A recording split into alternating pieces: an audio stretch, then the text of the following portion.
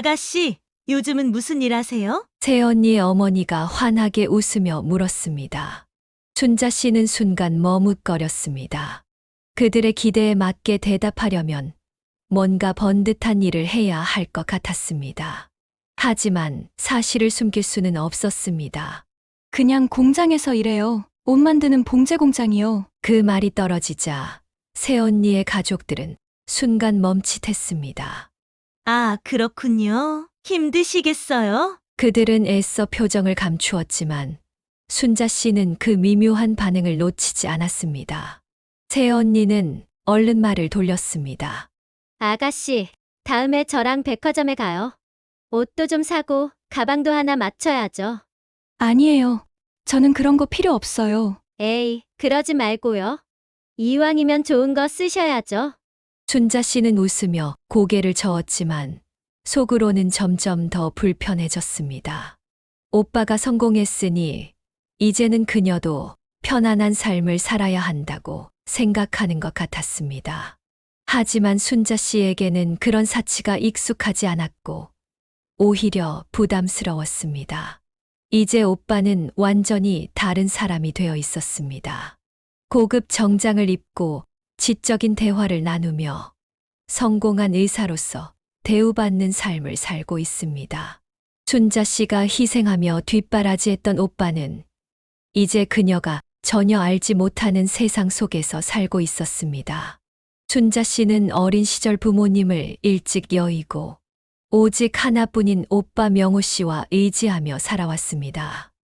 오빠는 어려서부터 영리하기로 소문난 아이였지만 부모님을 잃은 뒤 어린 동생을 책임져야 하는 상황이 되었습니다. 대학 진학을 앞둔 오빠 명호는 좌절했습니다. 순자 씨는 오빠가 그 꿈을 포기하지 않도록 어떻게든 돕고 싶었습니다. 국밥집에서 허드렛 일을 하며 돈을 모았지만 공장에서 일하면 더 많은 돈을 벌 수 있다는 이야기를 듣고 17살의 나이에 봉제 공장에 취직하였습니다. 순자 씨는 새벽같이 출근해 밤늦게까지 재봉틀을 돌렸습니다. 어느 날 작업반장 언니가 다가와 물었습니다. 순자야, 너는 돈 모아서 뭐 하려고 이렇게 열심히 하니? 오빠가 의사가 돼야 해서요. 지금 공부하고 있는데 대학 가려면 돈이 많이 들잖아요. 네가 대학 가는 것도 아닌데 왜 네가 그렇게 고생을 해? 오빠가 잘 되면 저도 좋은 거잖아요. 반장은 헛웃음을 지으며 고개를 저었습니다. 순자야, 세상은 그렇게 단순하지 않아. 사람들은 자기 앞길 챙기느라 바빠. 순자 씨는 믿었습니다. 자신의 희생이 언젠가 오빠의 성공으로 돌아오고 결국 함께 행복해질 것이라고 말입니다.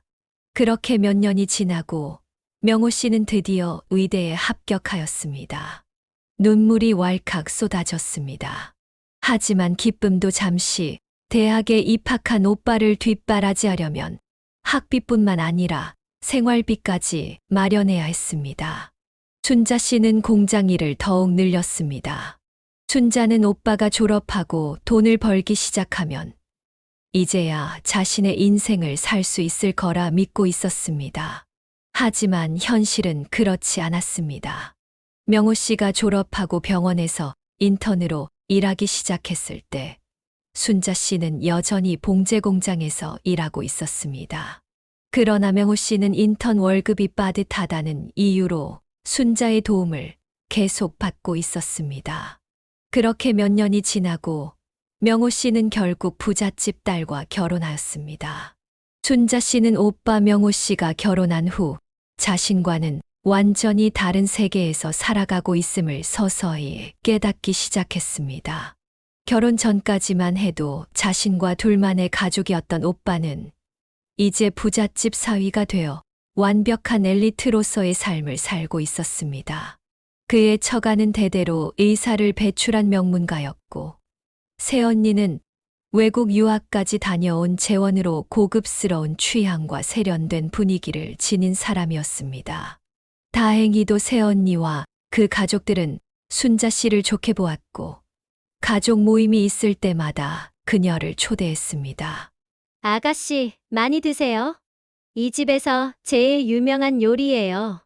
언니, 매번 저까지 안 부르셔도 되는데, 무슨 그런 서운한 소리를 해요.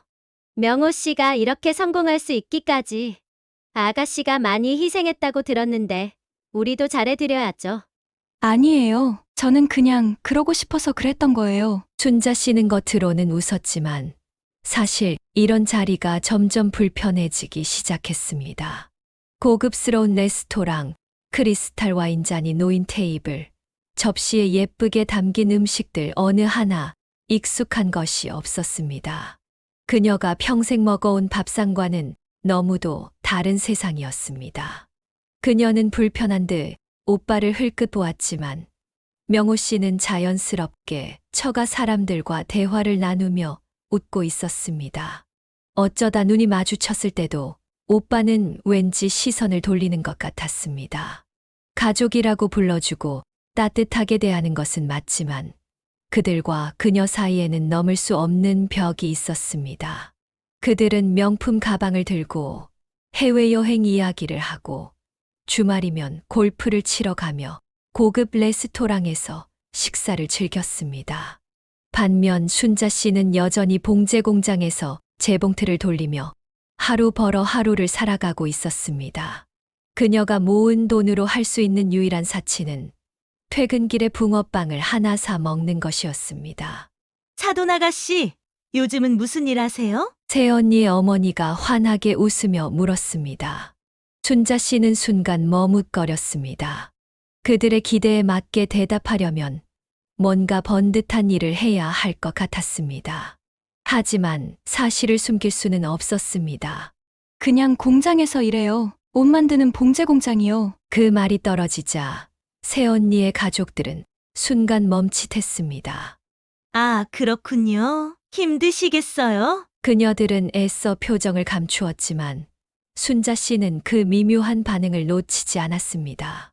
새언니는 얼른 말을 돌렸습니다. 아가씨, 다음에 저랑 백화점에 가요. 옷도 좀 사고 가방도 하나 맞춰야죠. 아니에요. 저는 그런 거 필요 없어요. 에이, 그러지 말고요. 이왕이면 좋은 거 쓰셔야죠. 순자 씨는 웃으며 고개를 저었지만 속으로는 점점 더 불편해졌습니다. 오빠가 성공했으니 이제는 그녀도 편안한 삶을 살아야 한다고 생각하는 것 같았습니다. 하지만 순자 씨에게는 그런 사치가 익숙하지 않았고 오히려 부담스러웠습니다. 식사가 끝난 후 모두들 와인을 즐기며 담소를 나누었지만 순자 씨는 조용히 자리에서 일어났습니다. 벌써 가려고? 네. 내일 출근해야 해서요. 그래도 좀 더 있다 가지. 차라도 한잔하고 가요. 괜찮아요, 언니. 저 그냥 버스 타고 갈게요. 순자 씨가 가방을 챙기자 새언니가 서둘러 지갑을 열었습니다. 아가씨, 택시비라도 챙겨가요. 아니에요. 저 진짜 괜찮아요. 그녀는 서둘러 인사를 하고 나왔습니다. 길을 걸으며 오빠가 앉아있던 테이블을 떠올렸습니다. 이제 명호 씨는 완전히 다른 사람이 되어 있었습니다. 고급 정장을 입고 지적인 대화를 나누며 성공한 의사로서 대우받는 삶을 살고 있습니다. 순자 씨가 희생하며 뒷바라지했던 오빠는 이제 그녀가 전혀 알지 못하는 세상 속에서 살고 있었습니다.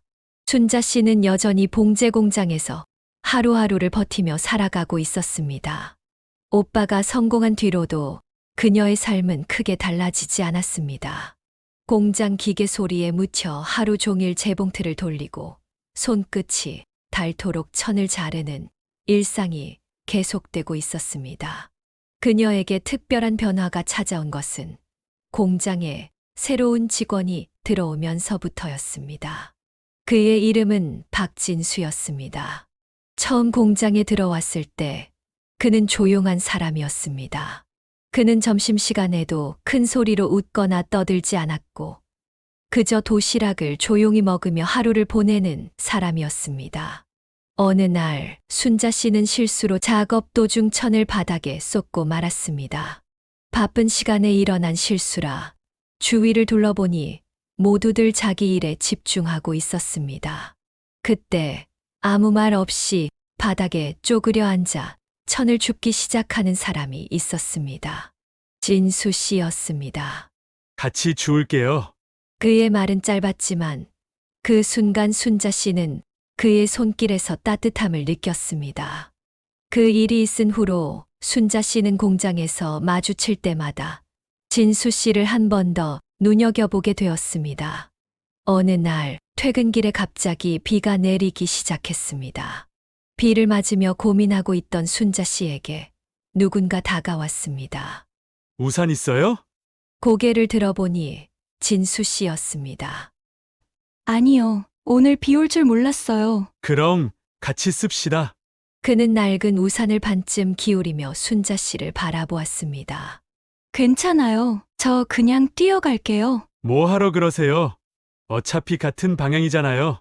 그렇게 두 사람은 하나의 우산 아래에서 나란히 걸어갔습니다. 진수 씨는 특별한 사람이 아니었습니다. 그에게는 오빠처럼 뛰어난 재능도 새언니처럼 세련된 태도도 없었습니다. 하지만 이상하게도 그의 곁에 서는 마음이 편안했습니다. 말이 많지도 않았고 특별히 재미있는 사람도 아니었지만 오히려 그래서 더 가까워지고 싶다는 생각이 들었습니다. 어느 날 순자 씨는 용기 내어 물었습니다.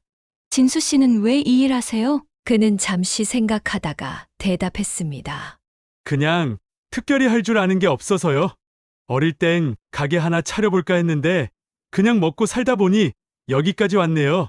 순자 씨는 그의 말이 자신과 너무도 닮아 있다는 것을 깨달았습니다. 그렇게 두 사람은 점점 더 가까워졌습니다. 그렇게 자연스럽게 두 사람은 연인이 되었고 결혼을 결심하였습니다. 남들은 그냥 공장에서 만난 평범한 두 사람이라고 했지만 순자 씨에게는 그것이 가장 편안한 선택이었습니다. 그들은 넘치게 행복하지는 않았지만 그리 불행할 일도 없는 평범한 인생을 살아가고 있었습니다. 그리고 순자 씨는 그것으로 충분하다고 생각하였습니다. 두 사람은 조촐한 결혼식을 올리고 싶었지만 오빠가 허락하지 않아 내노라 하는 동네의 결혼식장에서 식을 올렸고 초대된 손님들은 거의 오빠와 새언니의 지인들이었습니다. 그래도 순자 씨는 오빠의 뜻을 묵묵히 따라주는 남편에게 고마웠습니다. 순자 씨의 결혼 생활은 예상했던 것보다 훨씬 팍팍하고 힘겨운 날들의 연속이었습니다. 진수 씨는 봉제 공장에서 매일 아침부터 밤늦게까지 일했지만 월급은 형편없이 적었고 가끔은 일감이 줄어들어 쉬어야 하는 날도 많았습니다. 진수 씨는 몇 날 며칠을 고민하더니 결국 봉제 공장을 그만두고 택배 회사에 취직하기로 결심했습니다. 이제 그의 손에는 재봉틀 대신 무거운 택배 상자가 들려 있었습니다. 공장에서 미싱 앞에 앉아 있던 남편의 모습보다 훨씬 더 단단하고 현실적으로 보였습니다. 그렇게 남편은 새벽같이 일어나 밤늦게까지 택배를 나르는 생활을 시작했습니다. 초반에는 몸이 적응하지 않아 매일 피곤해했고 퇴근하면 온몸이 땀에 젖어 집으로 돌아왔습니다. 하지만 적어도 봉제 공장보다는 월급이 더 많았고 일을 하면 할수록 추가 수당도 받을 수 있었습니다. 그 덕분에 집안 사정도 조금씩 나아졌습니다. 겨울이면 전기장판만으로 버티던 집에 보일러를 틀 수 있었고 아이들에게 새 옷을 사줄 수도 있었습니다. 가끔 외식도 할 수 있게 되었고 비록 부자가 될 수는 없었지만 최소한 하루하루를 버티며 살아갈 수 있을 정도는 되었으니까요. 그러나 행복도 잠시 그들의 생활은 예상치 못한 상황으로 다시 흔들리기 시작했습니다. 택배 회사의 일은 점점 늘어났고 남편은 더 많은 배송을 소화해야 했습니다. 그러던 어느 날 남편이 사고를 당했습니다. 택배 배송 중에 계단에서 미끄러져 허리를 크게 다친 것입니다. 순자 씨는 급히 병원으로 달려갔고 다행히 큰 골절은 없지만 최소 몇 달간은 허리에 무리가 가지 않도록 조심해야 된다고 하더군요. 무거운 물건을 드는 일은 절대 하시면 안 됩니다. 그 말에 순자 씨의 얼굴이 하얗게 질렸습니다. 그러면 당분간 일을 못한다는 말인가요? 네, 재활 치료도 필요하고 무리하면 평생 후유증이 남을 수도 있습니다. 남편이 다친 것도 걱정이었지만 순자 씨에게는 더 큰 현실적인 문제가 있었습니다. 생활비를 어떻게 감당해야 할까? 그동안 남편의 월급이 생활의 큰 부분을 차지하고 있었는데 한동안 수입이 끊긴다면 아이들의 학원비는커녕 당장 집세와 식비조차 감당하기 어려웠습니다. 상황이 이렇게 되고 보니 오빠가 문득 떠올랐습니다. 하지만 오빠에게 전화하는 것은 너무나도 어려운 일이었습니다. 그날 밤 순자 씨는 여러 번 핸드폰을 들었다 놓았다 하며 고민했습니다. 결국 순자 씨는 더 이상 버틸 수 없었습니다. 오빠 명호 씨의 번호를 눌렀습니다. 순자니? 무슨 일 있어? 오빠의 반가운 목소리를 듣는 순간 눈물이 왈칵 쏟아질 것 같았습니다. 오빠, 나 부탁 하나 해도 될까? 전화기 너머에서 명호 씨가 잠시 침묵했습니다. 무슨 일이야? 순자 씨는 자신이 처한 현실을 짧게 설명했습니다. 남편이 사고를 당해 당분간 일을 할 수 없고 아이들 학원도 그만둬야 했으며 생활비가 너무 부족한 상황이라는 것을. 그러자 오빠는 깊은 한숨을 쉬었습니다. 순자야, 그동안 왜 말을 안 했어? 그냥 오빠한테 짐이 되고 싶지 않았어. 명호 씨는 아무 말 없이 생각에 잠긴 듯 하더니 이내 조용히 말했습니다. 알았어. 계좌번호 보내. 당장 필요한 돈은 보내줄게. 그 말을 듣는 순간 순자 씨는 고개를 숙이며 조용히 눈물을 흘렸습니다. 이렇게까지 버티려고 했지만 결국 오빠의 도움이 필요할 수밖에 없었습니다. 가족 중에 누군가 자꾸 도움을 요청한다면 좋아할 사람이 어디 있겠습니까? 하지만 지금 당장 버텨야 하는 현실 앞에서는 그 모든 자존심을 내려놓을 수밖에 없었습니다. 그렇게 순자 씨는 오빠에게 처음으로 손을 내밀었습니다. 순자 씨의 남편은 건강을 회복하고 택배 일을 다시 나가기는 했지만 전처럼 돈을 벌어올 수도 없었습니다.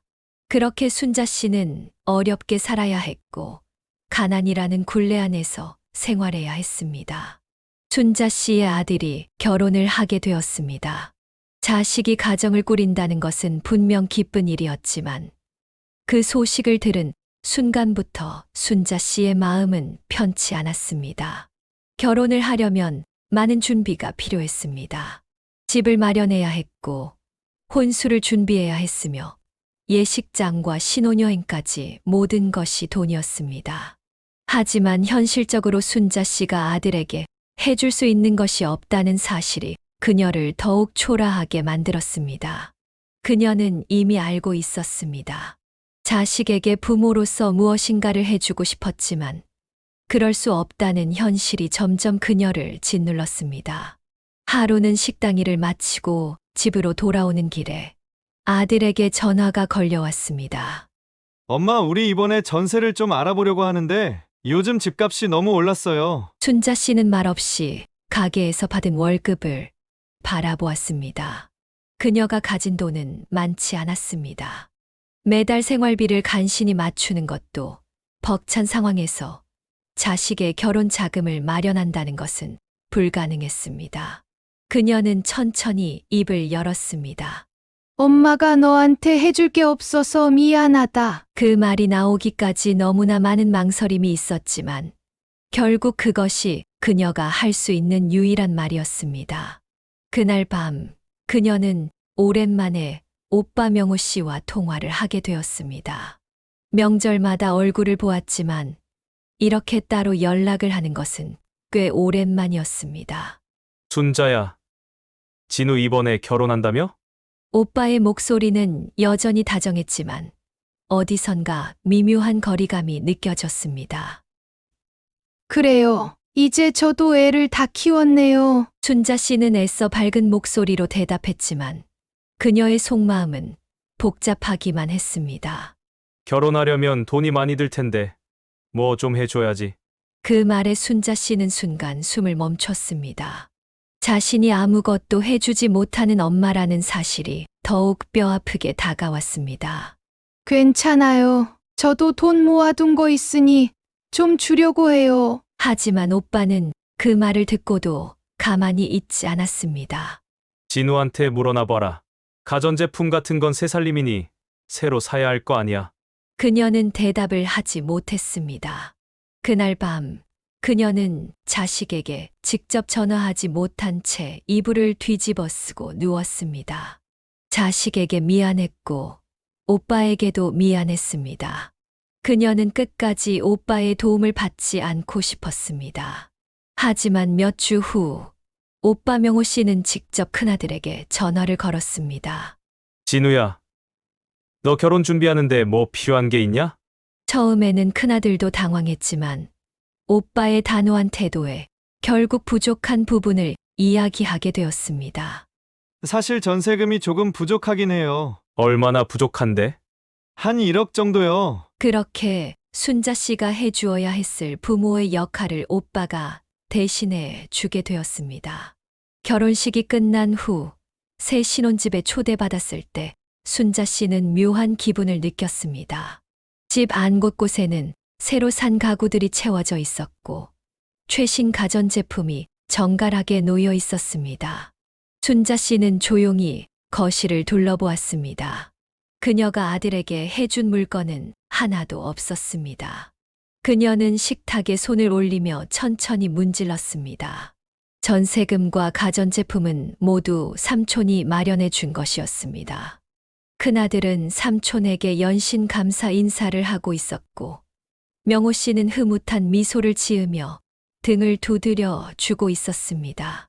그 장면을 멀리서 바라보며 순자 씨는 생각했습니다. 이제 이 아이는 삼촌의 도움을 받고 새로운 가정을 이루었구나. 남들은 자식을 결혼시키면서 뿌듯함을 느낀다고 했는데 그녀는 왜 이토록 마음이 허전할까요?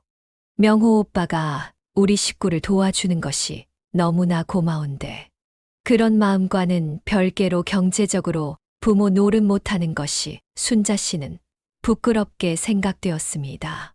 그리고 참 자신이 못나 보였습니다. 그날 밤 집으로 돌아오는 길에 그녀는 핸드폰을 꺼내 오빠에게 문자를 보냈습니다.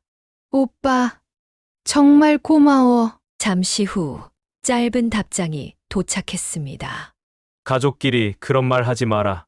순자 씨는 화면을 바라보며 깊은 한숨을 내쉬었습니다. 순자 씨는 아들이 결혼을 하고 행복한 가정을 꾸리기를 바랐습니다. 하지만 시간이 지날수록 아들의 삶은 그녀가 바랐던 것과는 거리가 멀었습니다. 아들은 직장을 자주 바꾸었고 안정적인 수입을 만들지 못했습니다. 결혼 초반에는 그럭저럭 잘 지내는 듯 보였던 아들과 며느리는 시간이 갈수록 사소한 일로 다투는 일이 많아졌습니다. 경제적으로 어려움이 커질수록 부부 사이의 갈등도 깊어지는 듯 보였습니다.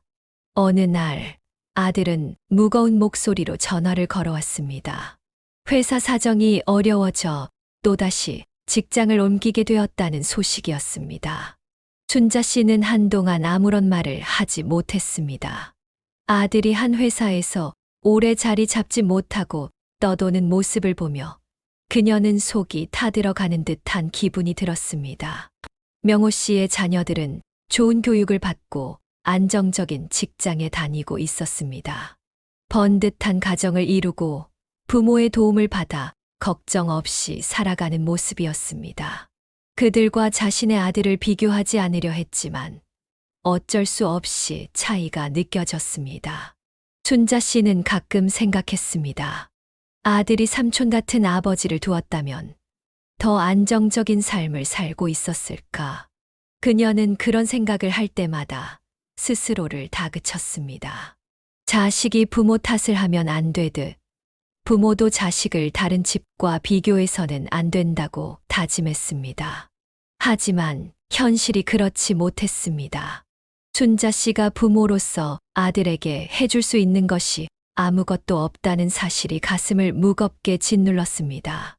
그저 열심히 살아왔을 뿐인데 왜 이렇게 버거운 삶이 계속되는 것인지 알 수 없었습니다. 배움의 차이가 인생을 정말 다르게 만드는 걸까요? 어쩌면 못 배워서, 돈을 못 벌어서, 남편이 잘나지 못해서 가지게 되는 자격지심을 느낄 수밖에 없었습니다. 최근에는 몸이 예전 같지 않았습니다. 일을 하면서도 피로가 쉽게 쌓였고 가끔씩 가슴 한쪽이 묵직하게 결리는 느낌이 들었습니다. 처음에는 단순한 피로라 생각했지만 통증은 점점 잦아졌습니다. 손으로 조심스럽게 만져보니 단단한 혹이 느껴졌습니다. 그 순간 가슴이 철렁 내려앉았습니다. 나이가 들면서 여기저기 쑤시고 아픈 곳이 생기는 것은 당연한 일이라 생각했습니다. 하지만 이번에는 뭔가 느낌이 달랐습니다. 식당에서 일을 하던 중에도 가끔씩 손이 가슴 쪽으로 향했습니다. 혹시나 하는 마음에 눌러보았지만 불편한 감각이 계속 남아 있었습니다. 그러던 어느 날 주변 식당 사람들과 이야기를 나누던 중 순자 씨는 무심코 자신의 증상을 이야기했습니다. 순자 씨, 그런 거 절대 그냥 두면 안 돼요. 당장 병원 가야 해요. 맞아요. 우리 나이에 건강검진 한번 제대로 받는 게 얼마나 중요한데요. 혹시 모르니까 검사라도 받아보세요. 며칠 후 결국 병원을 찾았습니다. 별다른 문제가 아닐 거라고 스스로를 다독이며 문진표를 작성하고 의사와 상담을 진행했습니다. 여러 가지 검사가 끝난 후 의사는 한동안 아무 말 없이 결과지를 바라보았습니다. 초기 유방암입니다. 그 순간 모든 소리가 멀어지는 것 같았습니다. 다행히 아직 진행 속도가 빠르지 않아서 조기 치료하면 완치 가능성이 높습니다. 의사는 계속 말을 이어갔습니다. 하지만 빠른 치료가 필요합니다. 수술을 받고 항암 치료를 병행하면 예후가 좋을 것입니다. 순자 씨는 천천히 숨을 내쉬었습니다. 가게는 어떻게 해야 할까? 일을 쉬면 생활비는 어떻게 충당해야 할까? 그리고 병원비는 어떻게 감당해야 할까? 그녀는 문득 아들을 떠올렸습니다. 아들은 지금 경제적으로 불안정한 상황이었습니다. 이런 소식을 들으면 아들이 감당할 수 있을까? 하지만 병원비를 마련하려면 결국 아들의 도움이 필요할지도 몰랐습니다. 순자 씨는 문득 예전에 보험을 들어둔 것이 생각났습니다. 하지만 며칠 후 보험사에 전화를 걸어 문의한 결과를 듣고서야 그녀는 다시 한번 현실의 벽을 마주하게 되었습니다. 보험사 직원의 말은 간단했습니다. 해당 진단명은 가입하신 보험의 보장 항목에 해당하지 않습니다. 순자 씨는 핸드폰을 쥔 손이 떨리는 것을 느꼈습니다. 보험금이 나오지 않는다면 수술비는 전액 본인이 부담해야 한다는 뜻이었습니다. 수술과 입원, 항암 치료까지 고려하면 감당할 수 없는 금액이었습니다. 평생 남에게 손 벌리지 않고 살아왔다고 자부했지만 이제는 어쩔 수 없이 누군가의 도움을 받아야 할지도 모른다는 불안감이 엄습해왔습니다. 그녀는 잠시 눈을 감고 깊이 생각했습니다. 오빠 명호 씨에게 연락하면 도움을 받을 수 있을지도 몰랐습니다. 하지만 그러고 싶지 않았습니다. 이미 오빠는 아들의 결혼을 도와주었고 그때도 아무것도 해주지 못한 자신이 한없이 초라해졌습니다. 이번만큼은 스스로 해결하고 싶었습니다. 그날 밤 그녀는 한참을 고민하다가 아들에게 전화를 걸었습니다. 아들은 전화를 받았고 그녀는 어렵게 말을 꺼냈습니다. 엄마가 수술을 받아야 해. 잠시 정적이 흘렀습니다. 유방암 초기라고 하네. 다행히 빨리 수술하면 괜찮대. 아들은 예상하지 못한 듯 놀라는 기색이었지만 곧 조용히 물었습니다. 병원비는 얼마나 드는데요? 그녀는 망설이며 천천히 대답했습니다. 생각보다 많이 들어 적금 깨고 가게에서 번 돈도 모아볼 텐데 혹시 너도 조금 도와줄 수 있겠니? 아들은 한동안 아무 말도 하지 않았습니다. 엄마, 요즘 나도 좀 힘들어요. 그 말이 그녀의 가슴을 철렁하게 만들었습니다. 회사가 많이 어려워요. 지금 당장 큰 돈을 마련하기가 좀 힘들어요. 그녀는 천천히 눈을 감았습니다. 이럴 때를 대비해서 보험을 들었는데 결국 아무런 보장을 받을 수 없다는 사실이 답답했고 아들에게 도움을 청하는 것조차 미안했습니다. 그런데 아들의 입에서 나온 말은 예상하지 못한 것이었습니다. 그러니까 엄마 수술을 조금만 미루면 안 될까? 그녀는 순간 귀를 의심했습니다. 수술을 미루라니. 그 말을 듣는 순간 그녀는 더 이상 아무 말도 할 수 없었습니다. 아들이 생각할 여지도 없이 한 번에 거절하니 마음이 서운했습니다. 그녀는 차분한 목소리로 대답했습니다. 그래, 알겠다. 엄마가 알아서 해볼게. 전화를 끊은 후 그녀는 휴대폰을 손에 쥔 채로 한참을 앉아 있었습니다. 며칠을 고민한 끝에 남편에게 의논하니 그의 대답은 쉬웠습니다. 월세로 가면 되지 뭐. 걱정하지 말아요. 당신 몸만 신경 써. 무심코 던지는 남편의 말이 참 고마웠습니다. 순자 씨와 남편은 수술 날짜를 잡기 전 미리 새로운 월세방을 알아보았습니다. 전세로 살던 집에서 나와야 했고 그 보증금을 병원비로 충당해야 했습니다. 입원할 준비를 하던 어느 날 남편이 순자 씨에게 물었습니다. 이럴 때 오빠한테 도움을 받아야 하는 것 아니야? 하지만 순자 씨는 단호했습니다. 아니요. 오빠에게 기대고 싶지 않아요. 이번만큼은 우리가 해결해야 해요. 남편은 아무 말 없이 한숨을 쉬었습니다. 수술 날짜는 생각보다 빠르게 잡혔습니다. 그녀는 수술 전에 이사를 마쳐야 한다고 생각했습니다. 하지만 몸이 점점 지쳐가면서 짐을 싸는 것도 쉽지 않았습니다. 남편은 바쁜 와중에도 이삿짐을 정리하느라 애를 먹고 있었습니다. 하지만 시간이 촉박했고 그녀는 결국 아들에게 도움을 청했습니다. 아버지가 힘드니까 이사하는 것을 도와줘. 아들은 잠시 머뭇거리는 듯 하더니 곧 알겠다고 대답했습니다. 그 말이 그렇게 위험한 신호였다는 것을 그녀는 몰랐습니다. 수술 당일 남편은 이사 문제로 정신이 없었고 며느리는 끝내 모습을 보이지 않았습니다. 순자 씨는 차가운 수술대 위에 누워 천장을 바라보았습니다. 수술이 끝나면 새로운 집에서 남편과 함께 다시 시작할 수 있을 거라고 생각했습니다. 하지만 그것은 착각이었습니다. 다행히 수술은 성공적으로 끝났습니다.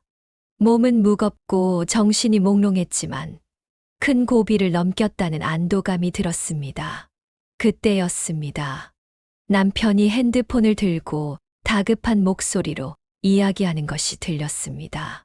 그럴 리가 없습니다. 이삿짐이 안 들어갔다니요? 순자 씨는 천천히 눈을 떴습니다. 우리 아들 못 만났습니까? 남편은 전화를 끊고 창백한 얼굴로 그녀를 바라보았습니다. 여보, 아들이 이삿짐을 안 풀었나 봐요. 순자 씨는 머릿속이 하얘졌습니다.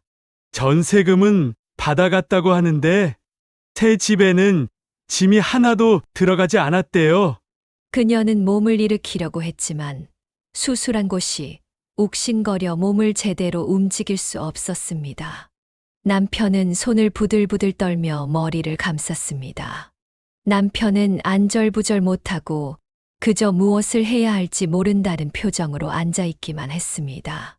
아들이 돈을 가져갔다는 것이 믿기지 않았습니다. 이삿짐을 풀지 않았다는 것은 새 집으로 이사가 이루어지지 않았다는 뜻이었습니다. 그럼 짐은 어디에 있는 것인지, 보증금은 어디로 간 것인지, 머릿속에서 수많은 생각들이 뒤섞이기 시작했습니다. 그녀는 손이 떨리는 것을 느끼며 아들에게 전화를 걸었습니다. 신호가 갔습니다. 1번, 2번, 3번. 하지만 끝내 전화를 받지 않았습니다. 순자 씨는 다시 전화를 걸었습니다.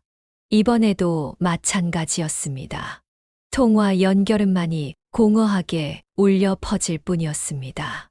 며칠 뒤면 퇴원해야 했습니다. 하지만 그녀가 돌아갈 집은 없었습니다.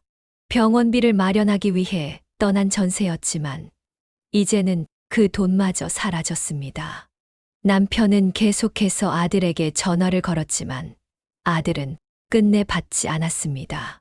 그녀는 작은 희망을 품고 부동산에 연락을 해보았습니다. 하지만 대답은 차가웠습니다. 죄송합니다만 전세금을 이미 아드님이 찾아갔어요. 순자 씨는 목소리를 떨며 물었습니다. 그럼 남은 금액은요? 남은 금액은 없는데요. 계약 해지 요청 후 아드님께서 전액 인출해 가셨어요. 짐은 아드님 댁으로 갔다고 했어요. 그녀는 핸드폰을 손에서 놓칠 뻔했습니다. 우리 짐이 아들네 집에 있다는 것이 거짓말 같았습니다. 남편은 그녀를 붙잡고 말했습니다. 여보, 이제 우리는 어디로 가야 하죠? 그녀는 대답하지 못했습니다. 순자 씨는 고민 끝에 결국 오빠에게 연락했습니다. 평생 남에게 기대지 않고 살겠다고 다짐했지만 이제는 어쩔 방법이 없었습니다. 오빠는 전화를 받자마자 단 한마디도 묻지 않고 단숨에 달려왔습니다. 그가 병실 문을 열고 들어온 순간 순자 씨는 오빠의 얼굴에서 한 번도 본 적 없는 감정을 발견했습니다. 분노, 실망, 그리고 깊은 슬픔. 오빠는 순자 씨를 바라보다가 한숨을 크게 내쉬었고 끝내 눈시울을 붉혔습니다. 어떻게 이런 일이 생길 수가 있니? 그녀는 고개를 들지 못했습니다. 오빠는 평생 단 한 번도 순자 씨에게 화를 낸 적이 없었습니다. 그런데 이번만큼은 참을 수 없었던 것 같았습니다. 순자 씨의 남편을 향해 싸늘한 시선을 보냈습니다. 도대체 남편이라는 사람이 뭐 했습니까? 남편은 아무 말도 하지 못한 채 서 있었습니다.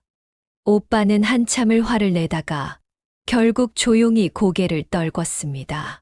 순자야, 됐다. 내가 해결할 테니 걱정하지 마라. 그리고는 단숨에 병원비를 모두 완납해 주었습니다. 순자 씨는 감사하면서도 너무나 미안했습니다.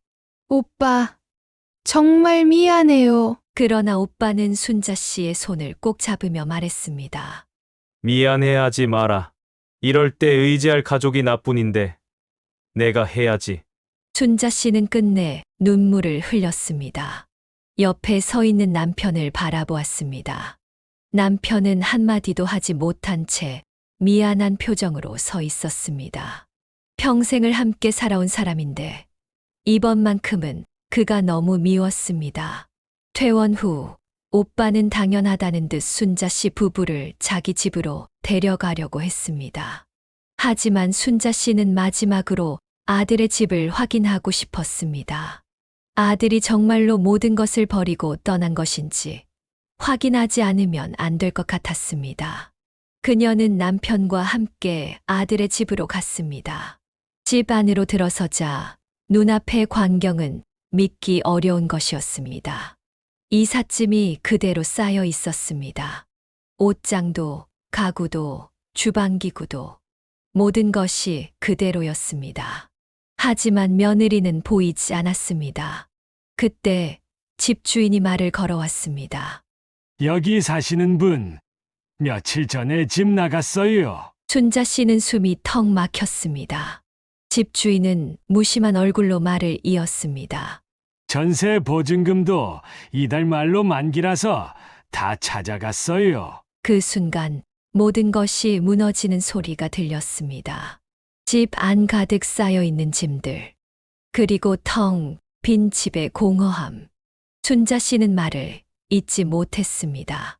이 집의 보증금마저 아들이 가져갔다면 이제는 정말 아무것도 남지 않았다는 뜻이었습니다.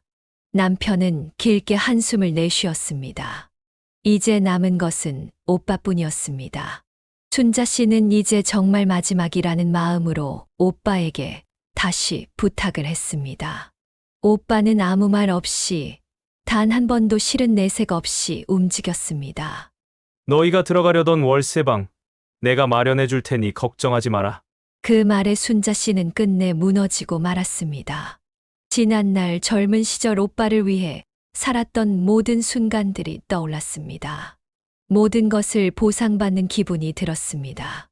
오빠는 언제나 자신을 위해 묵묵히 기다려주고 손을 내밀어주는 사람이었습니다. 그녀는 끝없이 눈물을 흘리며 말했습니다. 오빠, 고마워요. 오빠는 부드럽게 웃으며 대답했습니다. 순자야, 걱정하지 마라. 너는 힘들 때 언제든지 오빠만 찾아와라. 그 말에 순자 씨는 오빠가 살아온 내내 그런 마음이었구나 하는 것을 깨달았습니다. 그리고 그녀는 그 뒤로 단 한 번도 오빠에게 손을 벌리지 않았습니다. 시간이 지나도 아들은 돌아오지 않았습니다. 그녀는 남편과 함께 아들을 기다렸습니다. 하지만 연락은 끝내 오지 않더군요. 어쩌면 우리에게 돌아올 면목이 없어서 그런 것일지도 몰랐습니다. 하지만 그녀는 믿었습니다. 아들이 돌아오기만 한다면 무엇이 문제겠습니까? 순자 씨와 남편은 월세방으로 짐을 옮겼고 아들은 이후에도 돌아오지 않았습니다. 다만 한두 번 전화가 울려서 받으면 잠깐의 침묵 뒤로 끊어지는 전화가 있었습니다. 우리 아들이겠지요. 언젠가 돌아올 것입니다. 부모 자식 간의 인연이 어떤 큰 잘못이건 간에 끊어지겠습니까? 순자 씨는 이렇게 모자란 부모가 아들에게 되려 미안할 뿐입니다. 끝까지 들어주신 여러분께 깊은 감사드리며 앞으로도 감동이 있는 사연으로 함께하겠습니다. 구독, 좋아요, 그리고 소중한 댓글 꼭 부탁드립니다.